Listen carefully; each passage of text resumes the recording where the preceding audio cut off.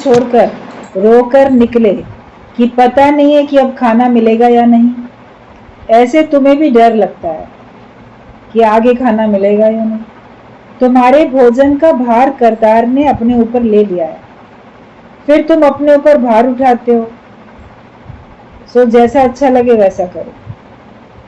तो गुरु समझाते हैं कि तुम्हें भगवान के ऊपर सौंप दिया जीवन, फिर तुम्हें चिंता करने की जरूरत नहीं। लेकिन फिर भी अगर तुम चिंता कर रहे हो आगे मेरा क्या होगा, तो फिर गुरु भी कहते ठीक है, जैसा करना है वैसे करो। फिर जब बात ही नहीं मानोगे तो तुम अपने जिम्मेदार हो। फिर विश्वास तो रखो। जब पार्टीशन हुआ तो पाकिस्तान को छोड़ के कुछ लोग यहाँ आए, क्योंकि वहां से ये हुआ कि वहां सिर्फ मुसलमानों के लिए अलग देश बनाया जाएगा, सारे मुसलमान वहीं रहेंगे और हिंदू यहाँ रहेंगे। जनसंख्या के हिसाब से धरती बांट दी गई। उन लोग की जनसंख्या बहुत कम थी, हिंदुओं की जनसंख्या बहुत अधिक थी। तो प्रति व्यक्ति इतनी भूमि आनी चाहिए, उस हिसाब से करके पार्टीशन हो गया। तो ये हुआ कि सारे मोहम्मदन्स वहां जाए। उन लोगों ने सारे हिंदुओं को बाहर इधर किया। सबको पता है कितनी मारकाट हुई, कितना हुआ, जबरदस्ती भी धक्के मार के भेजा गया। यहाँ वाले अपनी खुशी से गए, जो मुसलमान थे वो अपनी खुशी से गए, मगर यहाँ पर हिंदू लोगों ने उनको जबरदस्ती मार कूट के धक्का मार के नहीं भेजा। बोले ठीक है, इनकी मर्जी है, अगर ये जाना चाहते हैं जाए, नहीं जाना चाहते नहीं जाए। क्योंकि हिंदू लोगों ने सोचा कि हर एक को अपने घर से, अपने परिवार से या अपनी धरती से उनको अटैचमेंट होता है, प्रेम होता है। और अगर ये लोग नहीं जाना चाहते हैं तो भले यहाँ पे रहे। सरकार ने भी उस समय उदारता की नीति अपनाई और सेकुलर बनाया कि नहीं ठीक है, देश हमारा ऐसे ही चलेगा। नाम तो हो गया हिंदुस्तान पाकिस्तान, भाई वो मुसलमानों का, ये हिंदुओं का, मगर इसको ऑफिशियली उस समय के नेताओं ने हिंदू राष्ट्र नहीं बनाया। वरना सारे मोहम्मदन्स वहाँ चले जाते, सारे हिंदू यहाँ रहते तो कोई झगड़े नहीं होता आज की तारीख में जितने झगड़े हो रहे हैं। तो वो उस समय दया दिखाई गई। और वहाँ से जो लोग आए यहाँ पे, तो अपना सब घर परिवार द्वार, अपना पैसा, बिजनेस सब वहाँ से छोड़ के आए। खाली हाथी तो आना पड़ा उनको, अपनी प्राण बचा के आना पड़ा। तो दुखी होके रोकर भी आए।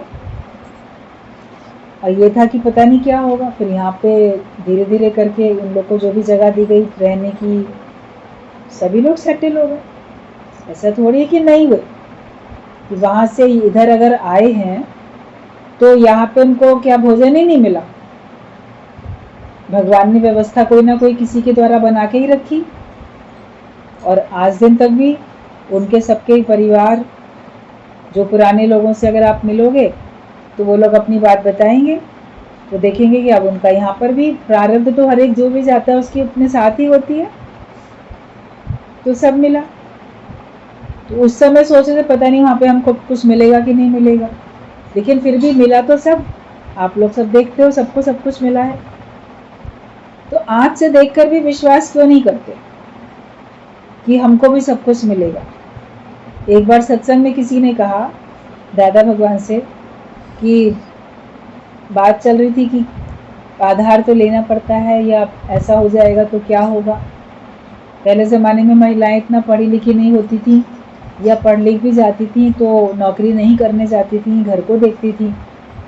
तो डिपेंड होती थी फाइनेंशियली घर के जेंट्स लोगों पे, पिता पर, भाई पर, फिर शादी हो गई तो पति पर, आगे चल के पुत्र पर। तो वही लोग नौकरी बिजनेस जो भी करेंगे, घर में पैसा तो वही लोग लाके देंगे, और काम घर का ये लोग करेंगी। तो किसी ने कहा कि हमें इस बात पे डर लगता है कि अगर हम विडो हो गए तो हम खाएंगे कहाँ से, ये डर लगता है।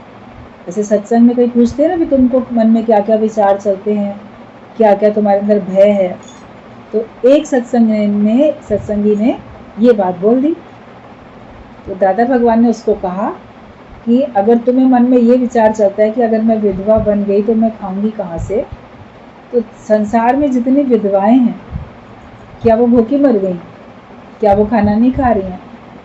जाओ और हर घर में देख के इंक्वायरी करके आओ। जहाँ भी कोई तुम्हें वीडियो दिखे उससे पूछो कि तुम्हारे पति के बाद तुमको किसी ने रोटी दी कि नहीं दी, कैसे तुम्हारा गुजारा चल रहा है? तो खा रही है ना वो, कहीं ना कहीं से भी उनको मिल रहा है। क्या वो लोग भूखी रहती हैं?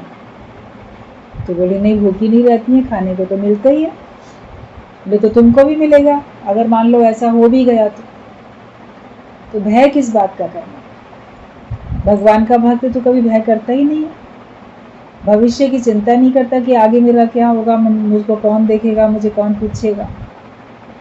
तो वही बात बताई कि तुमको भी डर लगता है कि आगे मेरे को क्या होगा, और जब तुम्हारे भोजन का भार भगवान ने उठा रखा है लेकिन तुम फिर अपने ऊपर भार उठाते हो। सो जैसा अच्छा लगे फिर वैसा करो। तुम ठीक है अपने सर पे बोझ लो और दौड़ भाग करो, तो तुमको भगवान में विश्वास ही नहीं है। ज्ञानी को भगवान में विश्वास होता है, उसके अपने जरिए चाहे नौकरी बिजनेस हो या किसी और के जरिए हो, देने वाला भगवान है। चाहे आपको अपने लिए खुद नौकरी करके पैसा इकट्ठा करना पड़े, बिजनेस करके पैसा इकट्ठा करना पड़े, या आपके फैमिली मेंबर्स के द्वारा या किसी के भी द्वारा, जिनके बीच में भी तुम रहते हो उनके द्वारा, तो ये व्यवस्था भगवान बनाते हैं। तो तुम अपने ऊपर भार उठाते हो तो तुम्हारी जो मर्जी। जो हमारे होंगे वे आगे पीछे आकर हमसे मिलेंगे। सोने के सिक्के सोने के आखिर होंगे सोने के। जो सोने के सिक्के होते हैं तो आखिरकार तो वो सोने से बने और आखिर में भी वो सोने के ही बन जाते हैं। मतलब कि जैसे कोई भी गोल्ड का गहना है या सिक्का है, मान लो उसके नंबर घिस गए तो उसको गला के फिर सोना ही तो बना देंगे ना, वो दोबारा से भी बन जाएगा, शेप में आएगा। बना भी सोने से, जो तुम्हारा गोल्ड का गहना था वो उसी से बना और टूट गया तो फिर वो सोना ही बन गया, तो उसका फिर कोई दूसरा रूप बन जाएगा। तो जो जहाँ से बना है, जो बना है, आखिरकार तो फिर उसी में मिलेगा ना जाके। हम भगवान से बने हैं, फिर आखिरकार तो भगवान में मिलेंगे जाके। तो ज्ञानी भगवान में विश्वास करके बैठता है कि जो हमारे होंगे वो आगे पीछे आके हमसे मिलेंगे। सोने के सिक्के भी आखिरकार सोने के। बस इतना फर्क जरूर होता है कि जो भोग नहीं छोड़ सकते उनसे फिर भगवान भोग छीन लेता है, फिर ना घर का ना घाट का। अगर तुम अपनी मर्जी से नहीं छोड़ोगे तो भगवान तुमसे जबरदस्ती छुड़ा देगा, तो तुम ना घर के बचोगे ना घाट के बचोगे। मतलब कि अपनी मर्जी से माया को छोड़ के बैठो। आप अपनी मर्जी से माया का त्याग नहीं करते हो तो भगवान तुमसे जबरदस्ती छुड़ा लेता है। तो भगवान के आगे तुम्हारी चलती नहीं है। किसी की भी चली है भगवान के आगे आज दिन तक चली किसी की? अगर भगवान ने ठान लिया कि इससे मुझे ये वस्तु लेनी है तो उसको कोई रोक नहीं सकता, चाहे धन संपत्ति हो या आपके प्रिय व्यक्तियों को। जब भगवान चाहेगा वो तुमसे ले लेगा। तो अगर मान लो भगवान चाहता है तो वो ले लेता है। तुम आसक्ति रख के रोते हो, दुखी होते हो। गुरु का कहना है कि तुम निरासक्त होके बैठो, तुम उसको छोड़ के बैठो, मतलब निरासक्त होके बैठो, भगवान का समझ के बैठो। अभी भजन सुना कि बस ये हक भगवान तुम हमको दो कि हम कह सकें कि हम तुम्हारे। जब हम भगवान के बन जाएंगे तो हमें परेशानी किस बात की, कमी किस बात की? तो हम भगवान के नहीं बनते, हम माया के बनते हैं। हम माया को अपना बना के बैठते हैं, भगवान के बनते ही नहीं। और अपनी खुशी से अपनी आसक्ति को त्याग नहीं करते, छोड़ते नहीं, त्याग भावना में नहीं रहते हैं। तो भगवान फिर तुमसे छुड़ा लेता है। तुम नहीं छोड़ोगे, तुमसे छुड़ा लिया जाएगा, तो फिर तुम्हें रोना पड़ेगा, क्योंकि वो तो छूट ही गया जो भगवान ने ले लिया। और अब तुम खाली हो गए क्योंकि तुमने अपने को भगवान से मिला के एक किया नहीं था, अपने को ज्ञान से भरा नहीं था, तुमने भगवत भाव से अपने हृदय को भरा नहीं था। तो तुमसे भोग भी छूट गए और भगवान भी नहीं मिला तुमको। तो तुम न घर के रहे न घाट के रहे। ना तुमको यहाँ का सुख मिला, ना तुमको भगवान के नाम का सुख मिला। माया तो छूटनी ही है, भगवान नहीं छूटते कभी भी, ज्ञान नहीं छूटता कभी भी। गुरु आके हमको सदा रहने वाली वस्तु हमको दे देता है कि जो सदा रहने वाली है वो तुम प्राप्त करो वस्तु। तो वो तो वस्तु मतलब बस तू, भगवान बस तू, वो ही है सदा रहने वाला, तू ही है सदा रहने वाला। बाकी तो सब छूटने वाले, बाकी तो सब जाने वाले। और अगर हम भगवान को अपना नहीं बनाएंगे, ज्ञान को अपना नहीं बनाएंगे, तो फिर आप लॉस में रहोगे, नुकसान तुम्हारा ही होने वाला है। कि जो भोग नहीं तुम छोड़ सकते हो, उनसे फिर भगवान भोग छीन लेता है। आखिरकार कब तक तुम सांसारिक भोगों को भोग सकते हो?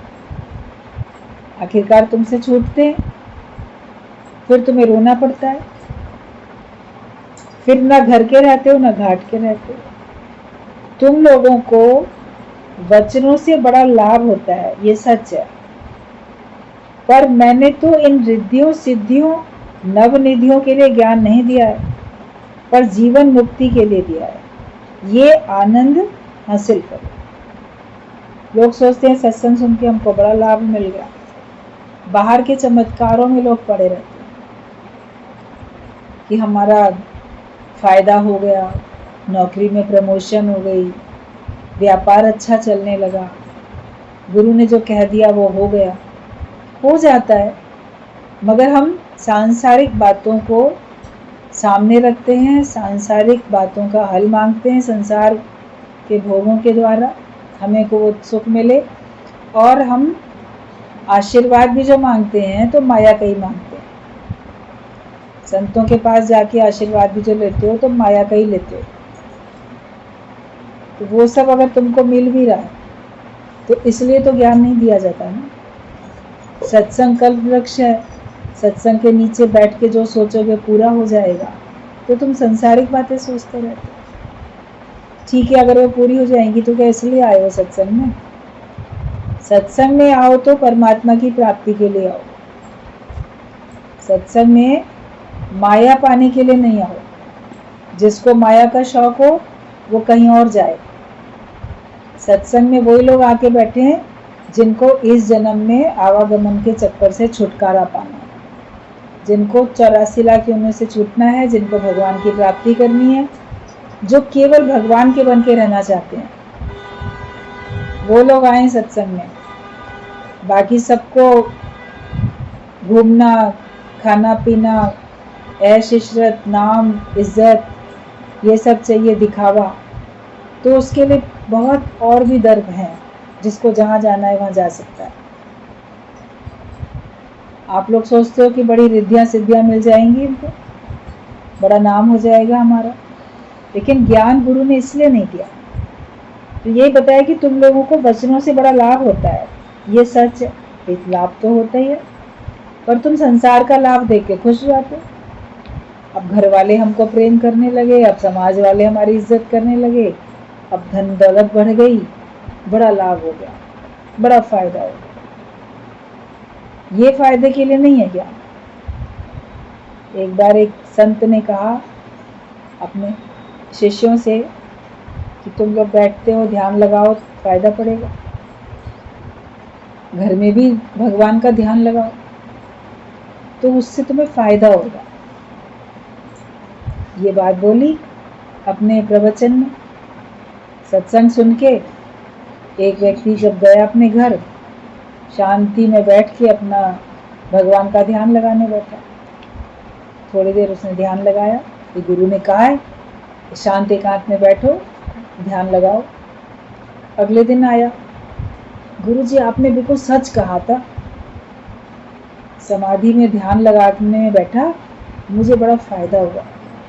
तो अच्छा, पहले दिन तुमने लगाया, तुमको क्या फ़ायदा हुआ? कहता पूरे 10 रुपये का फ़ायदा हुआ। वो 10 रुपये का फ़ायदा कैसे? मतलब बहुत समय पहले एक व्यक्ति को मैंने 10 रुपये उधार दिए थे, उसने वापस नहीं किए थे और मैं भी भूल गया था।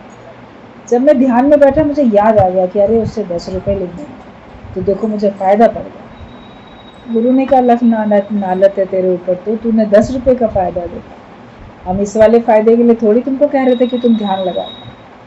ध्यान में तुम्हारी शक्तियां जागृत हो, तुमको परमात्मा की प्राप्ति हो, वो लाभ होगा ना। तुम टके पैसे वाले 10-10 रुपए के लाभ के लिए ध्यान लगाते हो क्या? तो सत्संग में आते हो तो क्या टके पैसे वाले 10-10 रुपए के लाभ के लिए आते हो? छोटी छोटी इच्छाएं की पूर्ति करने के लिए आते हो। लाभ तो ऐसा हो कि हमको बड़ा लाभ मिले। भगवद गीता में भगवान कृष्ण ने बोला है कि भगवान की प्राप्ति से बढ़ के कोई और लाभ नहीं है। जिसको अपने जीवन में भगवान मिल जाए उससे बड़ा कोई और लाभ नहीं है। गुरु तुमको बड़े में बड़ा लाभ देता है और तुम छोटे छोटे लाभ के लिए कोशिश करते रहते हो। सत्संग में भी इसीलिए आके बैठते हो कि जाएंगे सत्संग में हमको ये फायदे पड़ जाएंगे। तो इसलिए तुमको ज्ञान नहीं दिया गया कि तुम लोगों को वचनों से बड़ा लाभ होता है, ये सच है। पर मैंने तो इन रिद्धियों सिद्धियों नवनिधियों के लिए ज्ञान नहीं दिया है, पर जीवन मुक्ति के लिए ज्ञान दिया है। तुम लोग आओ तो जीवन मुक्त होके बैठो, मन कहीं ना जाए, मन अपने आप में रहे, अपने आप में शांत रहे। न दुख न सुख न लाभ न हानि, सारे द्वंद्वी जोनों से मैं ऊंचा उठ चुका हूँ। ये लाभ असली लाभ है। मैं अपने को देह से उपराम करके अपने को ब्रह्म भाव में ले आया हूँ। यही मेरे लिए सबसे बड़ा लाभ है। इसीलिए तुमको ज्ञान दिया जाता है। तुम ये आनंद हासिल करो। पराशर ऋषि ने कितनी करामातें दिखाई, रिद्धियां सिद्धियां दिखाई, पर आखिर मछुआरे ने कहा कि लानत है तुम्हारी इन करामतों को दिखाने पर जो तुम काम को न जीत सके हो। इस ज्ञान से तो तुम्हारे पांचों ही दुश्मन नाश हो जाते हैं, क्योंकि तुम्हें विकारों का अधिकार समझाया गया है।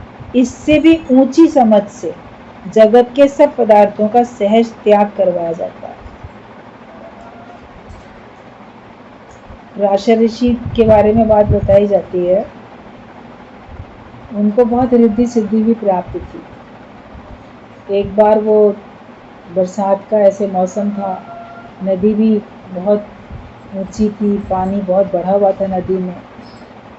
शाम का समय हो रहा था, अभी शाम हुई नहीं थी, लेकिन कभी बरसात के मौसम होते हैं, बादल होते हैं, कभी दिन है कभी रात लगती है। तो कभी कभी जब बादल ज़्यादा होते हैं और नदी में पानी ज़्यादा होता है तो आर पार जाने वाले लोग भी कम होते हैं और मछुआरे भी अपनी नाव किनारे से बांध के अपने घरों को चले जाते हैं। तो चूंकि नदी में काफ़ी पानी था तो पराशर ऋषि गए नदी किनारे। था तो दिन का समय, लेकिन नदी बहुत चढ़ी हुई थी, पानी बहुत था उसमें, और देखा वहाँ कोई नाव नहीं दिख रही है। उनको नदी पार करनी थी। चारों तरफ देखा कि नाव तो यहाँ बंधी हुई दिख रही है मगर कोई दिख नहीं रहा। तभी उनको एक लड़की दिखाई दी, मछुआरिन थी वो, लड़की थी मछुआरे की, नाविक की, नाव चलाना जानती भी थी। तो उसको जब उसने देखा कि एक ऋषि खड़े हैं तो उसने प्रणाम किया। तो उन्होंने कहा कि मुझे तो नाव से मतलब जाना है, पार जाना है, यहाँ कोई दिख नहीं रहा है। तो कहती है ऋषिवर मैं आपको उस पार पहुँचा देती हूँ। उसको लगा भी ऋषि की हमको सेवा करने की मिल रही है, चलते हैं। तो बोला ठीक बात है, तुम ही मुझे उस पार लगा दो, कोई और नहीं दिख रहा है। तो उसकी नाव में बैठ गए और वो जो लड़की थी वो नाव चलाने लगी।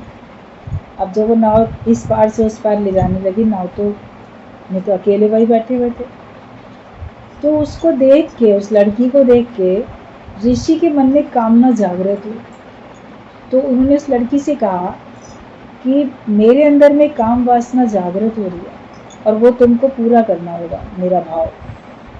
तो वो कहती है ये आप क्या कह रहे हैं, ऐसा कैसे हो सकता है? ऋषि को कैसे एकदम से मना करे, क्या करे? तो उसको कहा कि मैं तो इतनी मछुआरिन हूँ, मेरे अंदर में इतनी स्मेल है मछलियों की और गंदी सब, आप मेरे साथ कैसे आ सकते हैं मेरे पास? तो बोला अरे तुम्हें पता नहीं है, मैं इतना शक्तिशाली हूँ, मैं एक अभी फूंक लगाऊंगा तुम्हारे अंदर से बहुत सुगंध आने लगेगी। तो उन्होंने ऐसे चमत्कार से ऐसे फूंक लगाई, फूंक दिया उसको, तो उसके पास से तो बड़ी अच्छी सुगंध आने लगी, जो कि कितनी दूर तक फैलने लगी सुगंध। बड़ी अब क्या किया जाए ऋषि को, मना कैसे करें। फिर कहती है लेकिन अभी तो दिन का समय है, अभी तो सूर्य भी निकल आया, देखो सूर्य देवता देख रहे हैं, ऐसे तो नहीं आपकी कामना पूरी की जा सकती है। मतलब मैं एक अभी चुटकी बजाता हूँ, एक फूंक लगाता हूँ, ये सब छिप जाएगा। तो उसने सूर्य को भी ढक दिया अपने चमत्कार से। फिर देखे तो कहती है लेकिन जल देवता भी तो देख रहे हैं। ठीक है, मैं एक चमत्कार से जल को भी स्थल बना देता हूँ। तो जल को भी उसने स्थल बना दिया और पानी के बदले वो भी धरती बन गई। अब जब लड़की ने देखा ये सब इतने इतने चमत्कार कर रहा है, अब क्या करे। तो उसने आगे बढ़ के उसको एक कस के मारा थप्पड़ गाल। कहती है तुम इतने चमत्कार कर सकते हो, मुझे सुगंधित बना सकते हो, सूर्य को ढक सकते हो, पानी को भी धरती बना सकते हो, और अपने मन को नहीं जीत सकते। तो ये चमत्कार किस बात के। इसका सिद्धांत गुरु जी बताते थे कि देखो रिद्धि सिद्धि मनुष्य हासिल कर सकता है।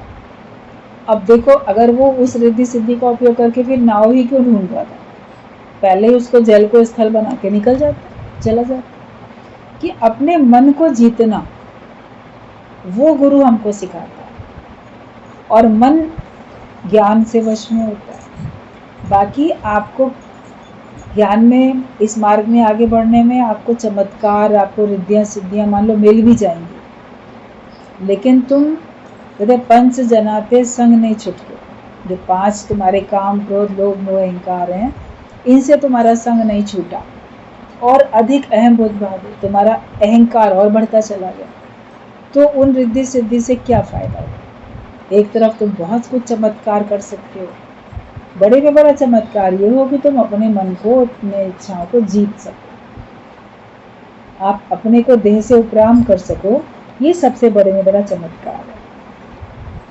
तो आखिरकार मत्स्यवारण ने कहा कि लानत है तुम्हारी इन करामातों को दिखाने पर, जो तुम काम को न जीत सके, और इस ज्ञान से तो तुम्हारे 5 ही दुश्मन नाश हो जाते हैं। केवल एक काम ही तुम्हारा दुश्मन थोड़ी है, क्रोध लोभ मोह अहंकार, बाकी 4 भी तो है ना, सारे ही तुम्हारे दुश्मन हैं।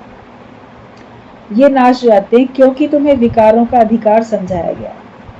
इससे भी ऊंची समझ से जगत के सब पदार्थों का सहज त्याग करवाया जाता है। तुमको बहुत ऊंची समझ देता है गुरु, और तुमसे जगत के सारे पदार्थों का त्याग करा देता है। पदार्थों में बसने वाली हमारी आसक्ति का भी त्याग करा देता है। यानी वैसे तो सब संबंधियों, दोस्तों, रिश्तेदारों से मोह नहीं निकल सकता, तभी कृष्ण ने ज्ञान सुनाया आत्मा का। यानी सम करके देखो सबको, और सारे जग को आत्मा ही करके देखो। घड़ी एक विसरू राम को, तो ब्रह्म हत्या मोहे को। आप ये पक्का करो कि सब तरफ एक भगवान ही भगवान है, एक तरफ आत्मा ही आत्मा, ब्रह्म ही ब्रह्म है, हर तरफ इधर देखें उधर देखें कहाँ देखें, सब तरफ है ही भगवान। और एक घड़ी भी अगर मैं भगवान को भूलूं तो जैसे मेरे को ब्रह्म हत्या होएगी। तो भगवान ने एक एक पदार्थ में से तुम्हारी आसक्ति नहीं निकलवाई, लेकिन तुमको ही देह से ऊपर कर दिया कि तुम ही आत्मा हो, तुम्हारे अंदर में ही जगत नहीं है। जब तुम ही ब्रह्म स्वरूप हो तो बाकी सब भी तो ब्रह्म स्वरूप है। जगत जब बना ही नहीं है तो जगत के हम क्या दुख और क्या सुख क्या देखें। अब आत्मा को देखूं या माता पिता को या पति को या बच्चे और यार देखूं, क्या देखें। हम जिसको भी दृष्टि डालें, अब आत्मा करके देखें, भगवान करके देखें कि संबंधी करके देखें, दोस्त देखें, दुश्मन देखें, संबंधी देखें, क्या देखें। जबकि गीता में कृष्ण ने कहा कि जो कुत्ते में, ब्राह्मण में, पत्थर में, सोने में, मिट्टी में, सब में एक आत्मा दिखता है, और आत्मा के सिवाय दूसरा कुछ भी नहीं दिखता है, वो सच देखता है। सत्य वही है कि एक आत्मा के सिवाय दूसरा कुछ है नहीं। तो दृष्टि अपनी ऐसी बना लो, मतलब ऐसी निगाह बनाओ जो तुमको हर जगह भगवान ही भगवान दिखाई दे। चमत्कार के चक्कर में नहीं पड़ो। लोग बाग जाते ही संतों के पास इसीलिए, गुरु संत उन सब के पास इसीलिए जाते हैं ताकि वो तुम्हारे लिए कोई चमत्कार कर रहे हैं, और जो चमत्कार करता है उससे बड़े खुश हो जाते हैं। काफ़ी समय पहले एक साईं बाबा का साउथ के एक साईं बाबा थे, बड़े बड़े झबरीले बाल उनके, तो बड़े चमत्कार दिखाते थे। लोग बड़े खुश उनके पास जाएंगे, वो ऐसे हवा में हाथ घुमा के ना घड़ी दे देते हैं, हवा में हाथ घुमा के ना ये दे देते हैं, वो दे देते हैं। तो वो तो तुम्हें वैसे भी मिल जा रहा है। वो चमत्कार क्या बड़ा चमत्कार है। एक जादूगर भी अपनी जादूगरी से तुमको ऐसे चमत्कार दिखा सकता है। तो क्या तुम संतों के पास घड़ियां लेने जाते हो, सोना चांदी लेने जाते हो, रुपया लेने जाते हो? वो तो तुम्हारी प्रारब्ध का तुमको वैसे भी मिल रहा है। जो तुम्हें कहीं से ना चीज मिले वो जाओ संतों के पास लेने के लिए। आत्मिक निश्चय तुम्हें दुनिया में कोई नहीं दे सकता। भगवान तुम्हारी झोली में कोई नहीं डाल सकता। ज्ञानवान तुम्हें कोई नहीं बना सकता। सांसारिक व्यक्ति वो ब्रह्मज्ञानी संत बना सकते हैं। तो उनसे वही चीज मांगो जो दुनिया वाले ना दे सके।